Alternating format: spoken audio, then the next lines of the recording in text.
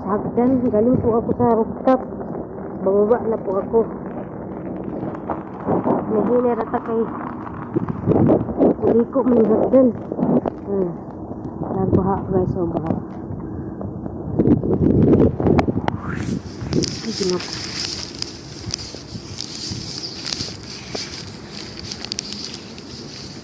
Ikot-ikot.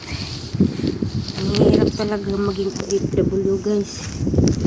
Kasi gagawin mo talaga ang lahat. Kahit hindi mo kaya, kakayanin mo.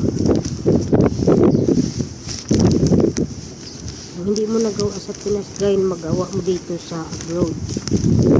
Ano giingon? Abroad pa mo. Dili gani.